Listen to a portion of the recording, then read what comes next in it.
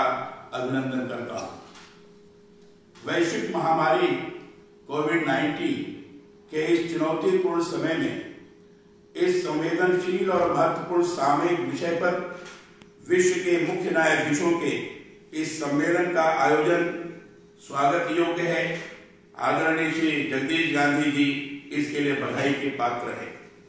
आज के इस आयोजन में भाग ले रहे भारत के सर्वोच्च न्यायालय के पूर्व न्यायाधीश एवं रिसेप्शन सम्मेलन समिति के अध्यक्ष माननीय न्यायमूर्ति श्री विश्व जी, डॉक्टर हांग ताओ तजे अध्यक्ष भोपाल ताइवान, माननीय न्यायमूर्ति श्री एंड्रू केसी नेंड्रा मुख्य न्यायाधीश supreme court of appeal Malawi, माननीय न्यायमूर्ति श्री शेख सलीम सेठ अटुमेन अध्यक्ष सुप्रीम कोर्ट कोमोरोस, माननीय न्यायमूर्ति श्री उस्मान बटोको अध्यक्ष सुप्रीम कोर्ट बेनिन, माननीय न्यायमूर्ति श्री चैनरेज मदुद मुख्य न्यायाधीश सुप्रीम कोर्ट दक्षिण सूडान, माननीय न्यायमूर्ति श्री मोहम्मद अरफी मुख्य न्यायाधीश सुप्रीम कोर्ट लीबिया, माननीय न्यायमूर्ति श्री लराबा मौसा अफ्रीका के संवैधान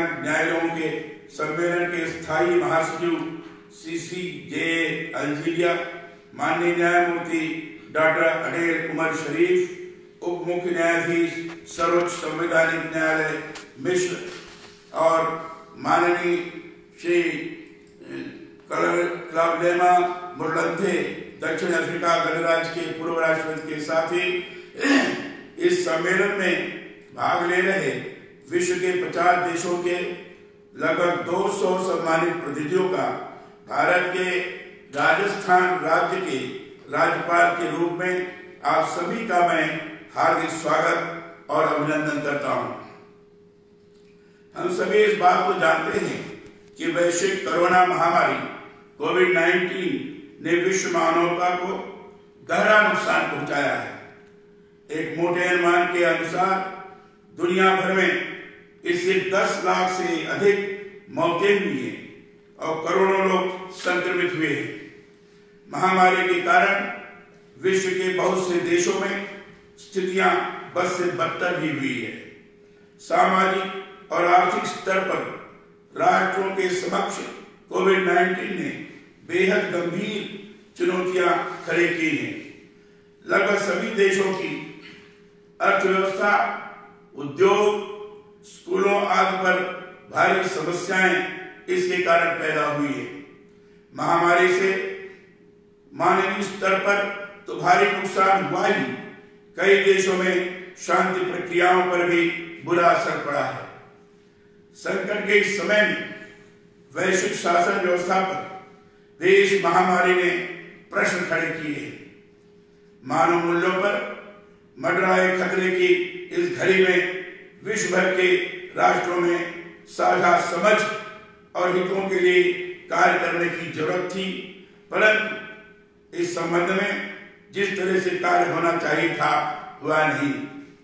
वैश्विक शासन व्यवस्था को बेहतर और प्रभावी बनाने की जिम्मेदारी प्रमुख रूप से संयुक्त राष्ट्र संघ की होती है, परंतु सदस्य देशों की भी इसमें अहम भूमिका होती है। मुझे याद है कि संयुक्त राष्ट्र संघ की महासभा के 75वें सत्र में हमारे देश के प्रधानमंत्री श्री नरेंद्र मोदी जी ने कोरोना महामारी में संयुक्त राष्ट्र की भूमिका पर सवाल उठाए थे।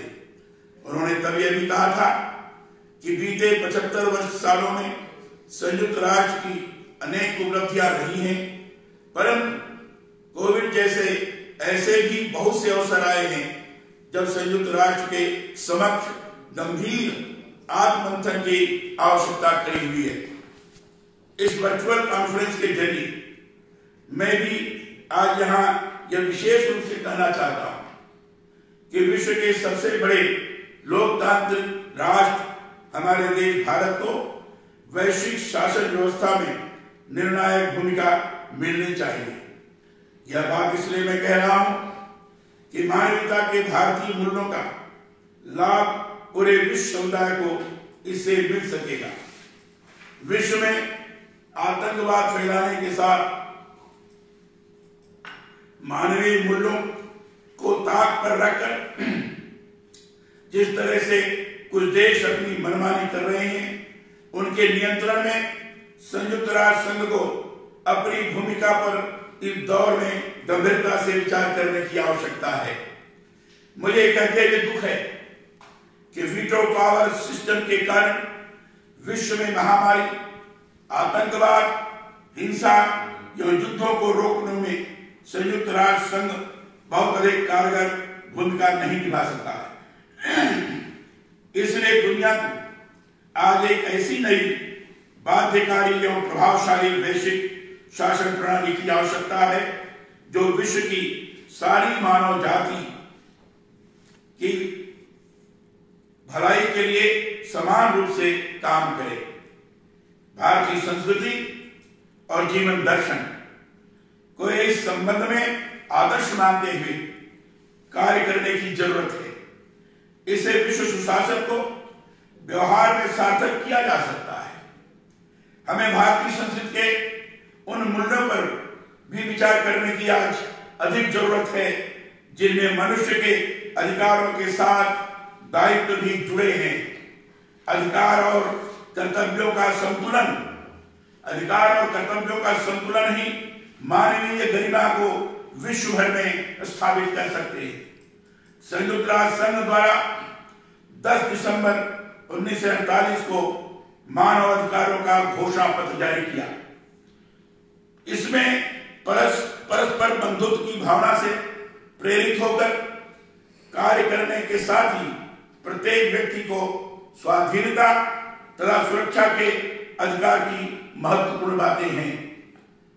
पर मैं यह मानता हूं कि संयुक्त राष्ट्र संघ द्वारा घोषित मानव अधिकारों को आज वैश्विक कोविड संकट के दौर में मानवीय अधिकारों की सुरक्षा की दृष्टि से देखे और समझे जाने की अधिक जरूरत है।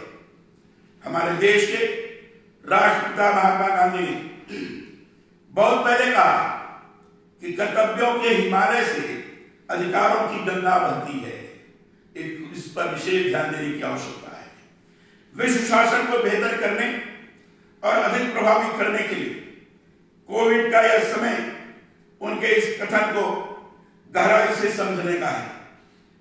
सभी राष्ट्र इस बात को समझें और अपना कर्तव्य माने कि उनके द्वारा ऐसा कोई कार्य नहीं किया जाए जिससे दूसरे देशों के लोगों को नुकसान हो। विपदा के समय सभी एक मत होकर जरूरतमंद राष्ट्रों की मदद को तत्पर रहे। स्वस्थ जीवन हमारा अधिकार है, पर अपने स्वास्थ्य के साथ दूसरों के स्वस्थ जीवन के लिए भी कार्य हो। यही अधिकार और कर्तव्य का संतुलन है। भारतीय संस्कृति में मानव की पूर्ण प्रतिष्ठा का विचार बहुत पहले से मौजूद है। विश्व मानुष की भारतीय सोच में आरंभ से ही हमारे यहाँ वसुधैव कुटुंबकम का विचार मौजूद रहा है। भारत पूरे विश्व को आरंभ से ही एक परिवार के रूप में मानता रहा है। यही भारतीय संस्कृति का मूल मंत्र रहा है। हमारे यहाँ एक वैदिक विचार है, सर्वे भवन्तु सुखिनः, सर्वे सन्तु निरामया, सर्वे भद्राणि पश्यन्तु, मा कश्चित् दुःखभाग् भवेत्। अर्थात सभी सुखी हों, सभी रोग मुक्त हों, सभी मंगलमय जीवन के साक्षी रहें और किसी को भी दुख उठाना न पड़े। मुझे इस अवसर पर एकात्म मानववाद के प्रवर्तक, हमारे देश के महान विचारक पंडित दीनदयाल उपाध्याय का कहा हुआ भी विशेष रूप से याद आ रहा है। उनका कहना था कि भारतीयता की अभिव्यक्ति राजनीति के द्वारा नहीं होकर संस्कृति के द्वारा होती है। सांस्कृतिक सहिष्णुता भारतीय जनमानस का गुण है। इसमें कर्तव्य प्रधान जीवन पर ही सबसे अधिक जोर दिया जाता है। इस दृष्टि से मैं इस वर्चुअल सम्मेलन में सांस्कृतिक राष्ट्रवाद की भारतीय विचारधारा को आज के समय में विश्व भर के राष्ट्रों को अपनाने का आह्वान करता हूं। मुझे याद है संयुक्त राष्ट्र के महासचिव एंटोनियो गुटेरेस ने कुछ समय पहले सुरक्षा परिषद की बैठक में वैश्विक शासन की बेहतरी के लिए सभी देशों में भरोसा कायम किए जाने पर जोर दिया था। इसी परिप्रेक्ष्य में मैं यह भी कहना चाहता हूं कि वैश्विक महामारी कोविड-19 ने विभिन्न स्तरों पर जो वैश्विक चुनौतियां हमारे समक्ष खड़ी की हैं, उसमें भारतीय मानवीय मूल्यों को अपनाते हुए वसुधैव कुटुंबकम के सोच के साथ कार्य करने की अधिक जरूरत है। मेरा यह मानना है कि विश्व के सबसे बड़े लोकतांत्रिक राष्ट्र हमारे देश भारत का संविधान मानव अधिकारों का वैश्विक दस्तावेज है। मानव अधिकारों की सुरक्षा की विश्वसनीय व्यवस्था भारतीय संविधान में है। इसलिए विश्व भर में भारतीय संविधान आधारित विश्व शासन व्यवस्था की आज सभी स्तरों पर जरूरत मैं अनुभव करता हूं। कोविड ने सामाजिक, सांस्कृतिक और आर्थिक मानव अधिकारों को गहरा नुकसान पहुंचाया है। पूरा विश्व इस महामारी की चुनौतियों से जूझ रहा है। ऐसे दौर में यह जरूरी है कि राजनीतिक अधिकारों के साथ मानवीय अधिकारों, कर्तव्यों की पालना विश्व के सभी राष्ट्रों को करनी चाहिए। मैं इस वर्चुअल सम्मेलन में मौजूद मुख्य न्यायाधीशों की इस बात के लिए सराहना करता हूं कि उन्होंने मानवीय अधिकारों, कर्तव्यों की पालना में अपने स्तर पर न्यायालय निर्णयों के अंतर्गत महत्वपूर्ण कार्य किया है। मैं यहां बताना चाहता हूं कि भारतीय न्यायालय संवैधानिक करुणा के सिद्धांत पर चलते कार्यपालिका को सुशासन की स्थापना के लिए निरंतर प्रेरित करते रहेगी। वैश्विक शासन व्यवस्था को मानवीय करुणा, परस्पर विश्वास, सद्भाव और बंधुत्व आधारित भारतीय संसद के विचारों के आलोक में यदि प्रभावित किया जाता है तो उसका दीर्घकालीन असर राष्ट्रों के परस्पर सद्भाव, सहयोग और कोविड जैसी भविष्य की और भी महामारियों से निपटने की चुनौतियों के साझा सहयोग के रूप में सामने आ सकते हैं। इसी की आज सबसे बड़ी आवश्यकता है। इस वर्चुअल सम्मेलन में विश्व के अनेक देशों के मुख्य न्यायाधीश एवं न्यायाधीश भाग ले रहे हैं।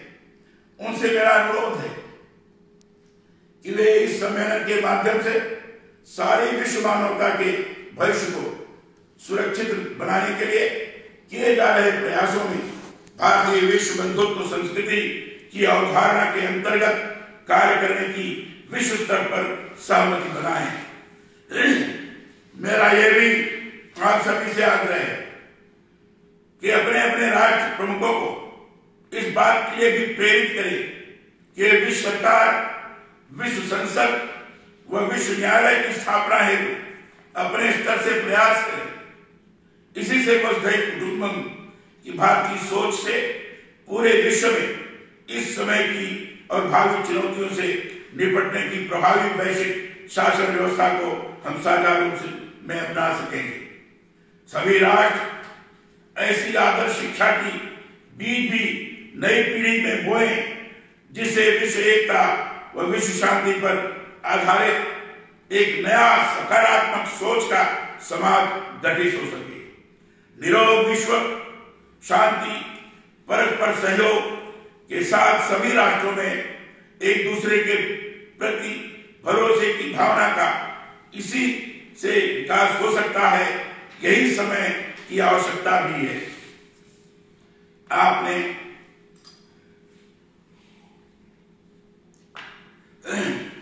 इस महत्वपूर्ण सम्मेलन में मुझे याद किया, इसके लिए मैं हृदय से आप सभी का आभारी हूं। मैं इस अंतर्राष्ट्रीय सम्मेलन की सफलता की कामना करते हुए इस भव्य आयोजन के लिए डॉक्टर जगदीश गांधी जी, डॉक्टर भारती गांधी जी एवं प्रोफेसर गीता गांधी गिंडन के साथ ही आप सभी को हार्दिक बधाई देता हूं। सभी के प्रति स्वस्थ कामना रखता हूं। सभी का पुनः अभिनंदन करते हुए अपनी वाणी को विराम देता हूं। धन्यवाद। जय हिंद।